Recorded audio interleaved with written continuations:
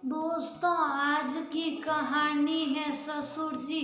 अब सासू माँ की उम्र हो गई है, उनके इलाज में पैसे मत उड़ाओ। दोस्तों, कहानी शुरू करने से पहले अगर आपने चैनल को सब्सक्राइब नहीं किया हो तो कर लीजिए, ताकि आपके पास पहुँचे हर नया वीडियो।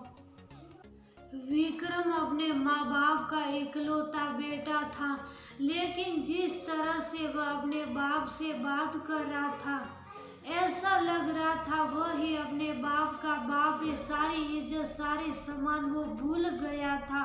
उसको कोई रिश्ता याद नहीं था, याद था तो बस पैसा। विक्रम अपने पापा से गुस्से में कह रहा था, पापा आप ऐसा कैसे कर सकते हैं? कोई बाप क्या अपने बेटे के ऊपर केस करता है? एक बाप अपने बेटे के लिए जो करता है वह उसका फर्ज होता है। मैं भी तो अपने बेटे को पढ़ा रहा हूँ, खर्चा चला रहा हूँ, इसका मतलब क्या मैं अपने बेटे के ऊपर केस कर दूंगा? पापा आपने ये सही नहीं किया है। ये गांव समाज क्या कहेगा? सब मुझ पर और आप पर थू थू करेंगे। विक्रम अपने पापा पर सिलाया जा रहा था, उनको बुरा भला कह रहा था। रविकांत जी पहले तो काफी देर चुप रहे, उसके बाद अपने बेटे से कहा, सही कह रहे हो बेटा, थू तो जरूर करेंगे, लेकिन मुझ पर नहीं, तुम पर भी। कि ये कैसा बेटा है कि अपने माँ बाप का नहीं हुआ, एक बाप को अपने बेटे के ऊपर भरण पोषण के लिए केस करना पड़ा। सुनो बेटा, ये शायद तुम्हें माफ भी कर दे, लेकिन तुम भूल गए हो कि मैं भी किसी का पति भी हूँ, और एक पति अपनी अर्धांगिनी के लिए कुछ भी कर सकता है। जिस माँ बाप ने अपने पूरे जीवन की कमाई तुम्हें पढ़ाने लिखाने में लगा दिया है, उसके इलाज के लिए तुम्हारे पास पैसे नहीं है। तुम्हें बता दूं कि तुम्हारे पैदा होने से पहले तुम्हारी माँ भी मेरे साथ ही स्कूल में शिक्षक थी, लेकिन तुम जब पैदा हुए उसने अपने नौकरी से रिजाइन कर दिया। अगर नौकरी करूंगी तो मेरे बेटे को कौन देखेगा? उसने अपने नौकरी को प्रमुखता नहीं दी, बल्कि तुमको प्रमुखता दी। वह बोली, पैसा सब कुछ नहीं होता, तुम्हारे लिए उसने अपनी नौकरी तक ठुकरा दी। लेकिन आज जब तुम्हारी माँ को ट्यूमर हो गया है और उसे पैसों की जरूरत है, तो तुमने अपनी माँ के लिए क्या किया? तुमने ये कहकर अपना पल्ला झाड़ लिया कि सब कुछ हमारे हाथों में नहीं होता है। जो दुनिया में आया है उसे तो एक न एक दिन जाना ही है। माँ की उम्र ही कितनी बसी है, माँ के लिए इतने रुपए खर्च करना फिजूल खर्ची है। ये कहते कहते रविकांत जी की आंखों से आंसू निकल आए। तभी उनका वकील आया और बोला, रविकांत जी जल्दी चलिए, जज साहब इंतजार कर रहे हैं। 2 लोगों के बाद इनका तीसरा नंबर था। कुर्सी पर बैठे बैठे रविकांत जी अपने अतीत के पन्ने पलटने लगे। रविकांत जी को आज भी वह दिन याद है जब शादी के बहुत साल हो गए थे, लेकिन संतान सुख नहीं मिल पाया था। संतान के लिए क्या किया नहीं किया, मंदिर मस्जिद और गुरुद्वारा हर जगह माथा टेका, देश के सभी बड़े डॉक्टरों से इलाज करवाया। बहुत इंतजार करने बाद उनके बेटे विक्रम का जन्म हुआ। विक्रम के पैदा होने के बाद कविता जी ने फैसला कर लिया था कि वह दोबारा से नौकरी नहीं करेगी। अगर नौकरी की तो बेटे पर ध्यान नहीं दे पाएगी, और नौकरों के हाथ में बच्चा देना उनको सही नहीं लगा। उन्होंने अपने बेटे को प्रमुखता दी, क्योंकि एक लंबे इंतजार के बाद कविता जी का गोद भरी थी। विक्रम बड़ा होकर बेंगलोर की एक बड़ी कंपनी में मैनेजर की पोस्ट पर था। विक्रम को उसी कंपनी में एक लड़की से प्यार हो गया और उन दोनों ने शादी करने का निर्णय किया। जबकि कविता जी ने बहुत पहले से ही अपने बेटे के लिए एक लड़की देख रखी थी और उनका मन था कि अपने बेटे की बहू उसी लड़की को बनाए। लेकिन जब बेटे ने ऑलरेडी एक लड़की को पसंद कर लिया था तो अब उस लड़की से बात करना बेमानी थी। कविता और रविकांत जी आधुनिक ख्याल के लोग थे। उनको लगा कि अगर बेटे की खुशी उसी लड़की में है तो उसी से शादी कर ले वो, और वो ने खुशी खुशी अपने बेटे की शादी उस लड़की से कर दी, क्योंकि उनको अपने बेटे की खुशी से बढ़कर कुछ भी नहीं था।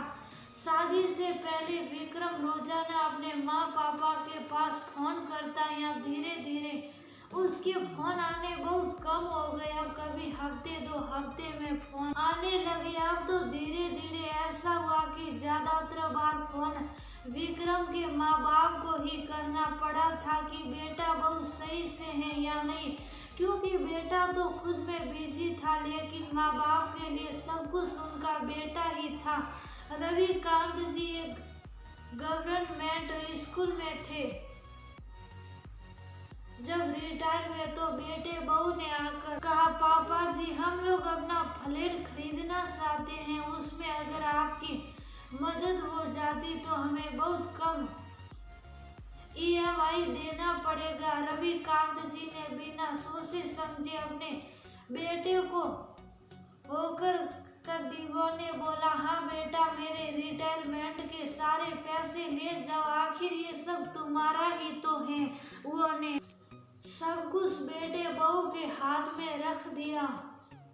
उनको लगा उनकी और उनकी पत्नी के लिए बेटा तो है ही, बैंक में पैसे रखने से अच्छा है बेटे के काम आ जाए। कुछ महीनों बाद से कविता जी बीमार रहने लगी। जब जांच कराया गया तो पता चला कि उनको ट्यूमर है और उन्हें किसी बड़े हॉस्पिटल में जाकर इलाज कराना होगा और वहाँ का खर्चा अच्छा खासा आएगा। लेकिन अब रविकांत जी के पास इतने रुपए कहाँ से आए? जो भी रिटायरमेंट के पैसे थे उन्होंने तो बेटे को घर खरीदने के लिए दे दिया था, और जो पेंशन आती वो हर महीने खर्च में निकल जाता था, क्योंकि बेटा तो माँ बाप को महीने का खर्च भी नहीं देता था। फिर हिम्मत कर उन्होंने बेटे से इसके लिए बात करी तो बेटे ने साफ इनकार कर दिया पैसे देने से। वह बोला, पापा जी हमारे पैसे कहाँ हैं? जो भी हमारे पास पैसे हैं वह हमने घर में लगा दिए, और वैसे भी अब मम्मी की उम्र ही कितनी है, मम्मी के इलाज में इतना पैसा खर्च करना मुझे सही नहीं लगता।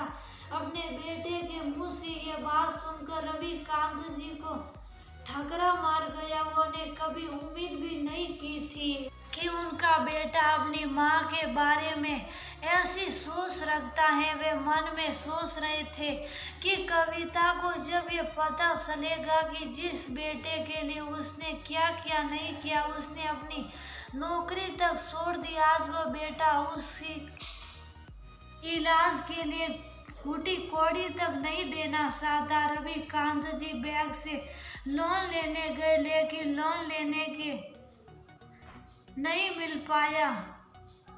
किसी कारणवश उन्होंने अपने बेटे से कहा, बेटा घर बेच दो, जिंदगी रही तो घर दोबारा खरीदा जा सकता है लेकिन तुम्हारी माँ दोबारा नहीं आ सकती है। बेटे और बहू ने घर बेचने से साफ इनकार कर दिया। तब रविकांत जी के पास कोई रास्ता नहीं बचा था। आखिर में उन्होंने कानूनी रास्ता अपनाया और अपने बेटे और बहू के खिलाफ केस दर्ज कराया कि उन्होंने अपने बेटे और बहू को रिटायरमेंट के सारे पैसे दे दिए हैं, वो पैसे उन्हें वापस चाहिए, वो भी ब्याज सहित। तभी एडवोकेट ने रविकांत जी के पीठ पर हाथ रखकर बोला, आपका नंबर आ गया है। जज साहब ने रविकांत जी और उनके बेटे को मुकदमा सुना।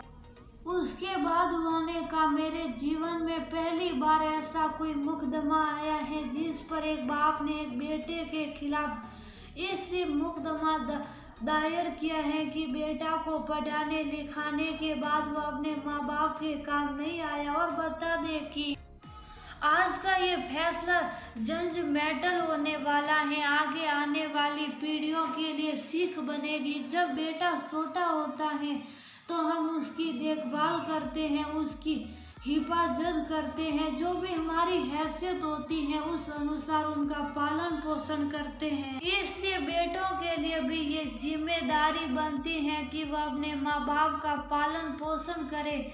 ऐसे बेटे को शर्म आनी चाहिए जो वक्त आने पर माँ बाप का साथ ना दे। बेटे के नाम पर कलंक है विक्रम। सब सुनकर पानी पानी हो गया। जज साहब ने तो कुछ गलत कहा ही नहीं है। फिर जज साहब ने फैसला सुनाया कि 1 महीने के अंदर विक्रम 20 लाख रुपए मूलधन के और 3 लाख ब्याज के यानी कि 23 लाख रुपए अपने पिताजी को चुकाएगा। अगर वह 1 महीने के अंदर नहीं चुकाता है तो कोर्ट आदेश देती है कि वह घर नीलाम कर दिया जाए और उस पैसे से रविकांत जी की पत्नी का इलाज कराया जाए और बाकी का बचा पैसा उनके आगे के खर्च के लिए बैंक में जमा कर दिया जाएगा ताकि कभी उनको कोई परेशानी न हो। जज साहब के इस फैसले को सुनकर विक्रम चुपचाप देखता रह गया। विक्रम के वकील ने कहा, अगर आप चाहे तो हम हाई कोर्ट में अपील कर सकते हैं। लेकिन विक्रम ने साफ मना कर दिया। उसने कहा, नहीं, एक बेटा कभी भी अपने बाप से नहीं जीत सकता। अगर वह जीत भी जाए तो जीत नहीं, हार ही कहलाएगा। मैं कल ही घर बेचकर मम्मी के इलाज कराऊंगा। कविता जी का उस पैसे से इलाज हुआ और थोड़े दिनों में ठीक होकर आ गई। उनको अपने बेटे पर गर्व महसूस हो रहा था कि उनका बेटा उनकी इलाज के लिए अपना घर तक बेच दिया है। मेरा बेटा अपनी माँ से इतना प्यार करता, वो अपने बेटे को यही आशीर्वाद दे रही थी। भगवान सबको विक्रम जैसा ही बेटा दे। रविकांत जी वहीं खड़े मन ही मन सोच रहे थे कि अगर जिस दिन कविता को अपने बेटे की कुकृत्य का पता चलेगा उस दिन कहेगी कि ऐसा बेटा किसी को ना दे। लेकिन मैं कविता को दोबारा से मारना नहीं चाहता हूँ। बड़ी मुश्किल से वह जिंदा होकर आई है। अब मुझ में उनको दोबारा खोने की हिम्मत नहीं है।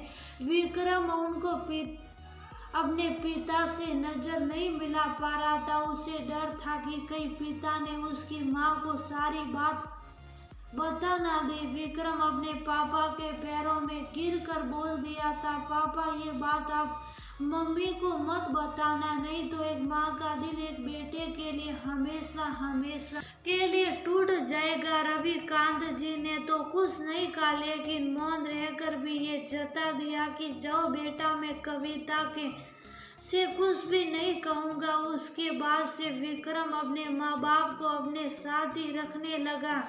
अब वो सही ढंग से अपने माँ बाप की सेवा करने लगा। उसने जो गलती की थी उसका उसको बहुत पछतावा था, लेकिन रविकांत जी ने अब उससे दिल से माफ कर दिया था और आपके बेटे बहू की हर तरफ से हेल्प करते थे। विक्रम हर दिन अपने पापा को थैंक्स कहता। रविकांत जी हंसकर उसको आशीर्वाद देते। माँ भी खुश थी कि उनके बीमार की वजह से बेटा इतना बदल गया। उसको माँ बाप के महत्व का अंदाजा हो गया था।